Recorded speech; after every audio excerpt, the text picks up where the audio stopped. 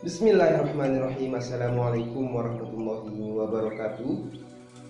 Kami dari kelompok 2 akan mempresentasikan hasil diskusi kami yang berjudul Ruang Lingkup dan Cabang-Cabang Kajian Filsafat, yang dimana terdapat 3 inti pokok pembahasan yang akan disampaikan oleh 3 pemateri, yaitu pemateri pertama yaitu Saudari Nikmatul Musyarrafik, pemateri kedua Saudari Rosa Amelia Putri, dan pemateri ketiga Saudara M. Adi Nur Maulana.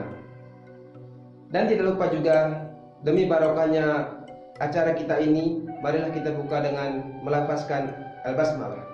Bismillahirrahmanirrahim. Baik, inti pokok pembahasan pertama akan disampaikan oleh pemateri kita. Pemateri pertama yaitu Saudari Nikmatul Musyarrafik, kepadanya dipersilakan. Assalamualaikum warahmatullahi wabarakatuh. Perkenalkan, nama saya Nikmatul Musyarrafik dengan NIM 200201110232. Di sini saya akan menjelaskan tentang kedudukan filsafat dalam ilmu pengetahuan. Filsafat adalah induk dari ilmu pengetahuan yang melahirkan banyak ilmu yang membahas sesuai dengan apa yang dikaji dan diteliti di dalamnya. Filsafat berbeda dengan ilmu pengetahuan. Ilmu pengetahuan menyelidiki masalah dari satu bidang khusus saja dengan selalu menggunakan metode observasi dan eksperimen dari fakta-fakta yang diamati. Sementara filsafat berpikir dengan panjang dengan menggunakan metode fakta-fakta yang sangat tampak. Dalam ilmu pengetahuan, filsafat mempunyai kedudukan, yakni sentral, asal, atau pokok. Karena filsafatlah yang mula-mula merupakan satu-satunya usaha manusia di bidang kerohanian untuk mencapai kebenaran atau pengetahuan. Memang, lambat laun, ilmu-ilmu pengetahuan tersebut akan memudar dan melepaskan diri dari filsafat. Akan tetapi, tidaklah berarti ilmu itu sama sekali tidak membutuhkan filsafat. Mana filsafat akan memberikan alternatif mana yang paling baik untuk dijadikan pedoman manusia, dan pada intinya peran filsafat sangat penting. Artinya, bagi perkembangan dan penyempurnaan ilmu pengetahuan. Begitu. Baik, setelah kita mendengar materi yang disampaikan oleh saudari kita Nikmatul Musyarrafik, maka kita beralih juga kepada pemateri kedua yang akan disampaikan oleh Saudari Rosa Amelia Putri. Kepadanya dipersilakan. Assalamualaikum warahmatullahi wabarakatuh. Saya Rosa Amelia Putri sebagai pemateri 2 pembahasan tentang ruang lingkup kajian filsafat.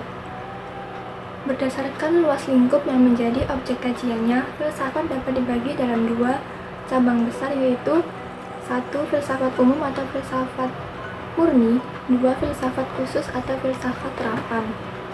Di sini saya akan menjelaskan tentang cabang filsafat umum yang terdiri atas metafisika, epistemologi, dan aksiologi. Yang pertama, metafisika membahas hakikat, kenyataan, atau realitas yang meliputi A. Metafisika umum atau ontologi, B. Metafisika khusus yang meliputi kosmologi atau hakikat alam semesta, teologi, hakikat ketuhanan, dan antropologi, hakikat manusia. Yang kedua, epistemologi membahas hakikat pengetahuan atau sumber pengetahuan, metode mencari pengetahuan, kesahihan pengetahuan, dan batas-batas pengetahuan. Sedangkan yang ketiga, aksiologi yang membahas hakikat nilai dengan cabang-cabangnya, etika atau hakikat kebaikan, dan estetika hakikat keindahan. Oke, setelah kita mendengar materi yang kedua yang telah disampaikan oleh saudari kita Rosa Amelia Putri, maka kita beralih juga ke materi terakhir yang akan disampaikan oleh saudara Muhammad Adi Nur Maulana. Kepadanya dipersilakan. Assalamualaikum warahmatullahi wabarakatuh. Perkenalkan, saya Muhammad Adi Nur Maulana. Di sini saya menjadi pemateri ketiga, yaitu cabang-cabang filsafat khusus. Cabang-cabang filsafat khusus atau filsafat terapan. Pembagiannya didasarkan pada kekhususan objeknya, antara lain filsafat hukum, filsafat sejarah, filsafat ilmu, filsafat religi, filsafat moral, filsafat seni, dan filsafat pendidikan. Adapun A, filsafat hukum, yaitu filsafat yang menyelidiki hukum sebagai suatu bentuk yang sangat khas dari pengawasan sosial dalam sebuah masyarakat yang terorganisasi berdasarkan politik yang dianut. Yang selanjutnya yang B, filsafat sejarah. Filsafat sejarah yang menyelidiki metafisika sejarah yang berkenaan dengan latar belakang, sebab dan hukum yang mendasar, makna dan motivasi perkembangan manusia sebagai makhluk sosial dalam batas-batas kualitas psikofisik. Yang C, filsafat seni.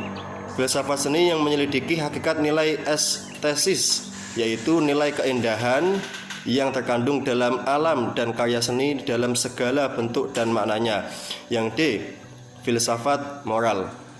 Secara garis besar membahas tentang macam-macam teori etika, ilmu yang digunakan dalam nilai moral yang menjadi pegangan seorang dalam mengatur tingkah lakunya. Yang E, filsafat religi. Filsafat religi yang menyelidiki religi sebagai hubungan dengan Tuhan dan hubungannya dengan pengalaman lainnya seperti kebenaran, kepercayaan religius, serta nilai, sikap, dan perbuatan religius. Yang F, filsafat ilmu. Filsafat ilmu menyelidiki struktur ilmu, yaitu metode bentuk pengetahuan ilmiah, serta makna teoritis dan praktis dari ilmu. Yang terakhir G, yaitu filsafat pendidikan. Filsafat pendidikan yang menyelidiki hakikat pelaksanaan pendidikan yang bersangkut paut dengan tujuannya, latar belakang, cara, dan hasilnya, serta hakikat ilmu pengetahuan yang bersangkut paut dengan analisis kritis terhadap struktur dan kegunaannya. Oke, setelah semua materi kita tuntas disampaikan oleh pembawa materi kita, yaitu Saudari Nikmatul Musyarafik, pemateri kedua Saudari Rosa Amelia Putri, dan ketiga Saudara M. Adi Nur Maulana. Maka berakhir pula acara kita pada presentasi ini. Kurang lebihnya mohon dimaafkan. Sekian dari presentasi kami.